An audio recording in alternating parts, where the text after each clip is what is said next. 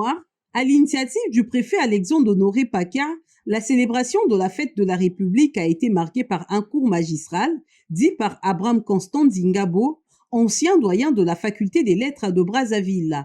Dans son récit, le professeur d'histoire est revenu dans les moindres détails sur les événements qui ont précédé et suivi la proclamation de la République du Congo, elle-même intervenue le 28 novembre 1958. C'est en 1950 que la capitale du Moyen Congo, l'actuelle République du Congo, fut transférée à Pointe-Noire, une manière de différencier le siège commun à la Fédération de territoires composant l'Afrique équatoriale française AEF, qui reste à Brazzaville, du siège du Moyen Congo.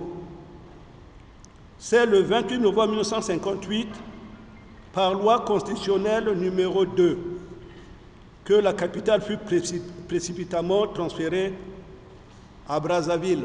Abraham Zingabo n'est pas passé pieds joints sur les tout premiers soubresauts politiques ayant endeuillé la jeune République. Avec une neutralité remarquable, l'histoire a établi les responsabilités des uns et des autres.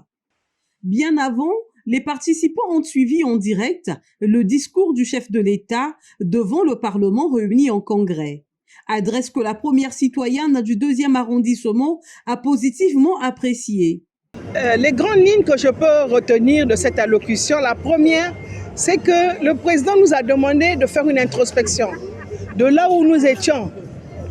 Et quelque temps après, lorsque nous avons récupéré la République, qu'est-ce qu'on avait comme patrimoine?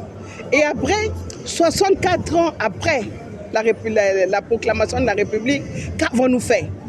Mais nous demandons de ne pas dormir sous nos lauriers, qu'il faille encore travailler de plus belle, de laisser de mauvaises habitudes, de prendre maintenant de bonnes habitudes, afin que nous puissions faire mieux que ce que nous avons fait avant.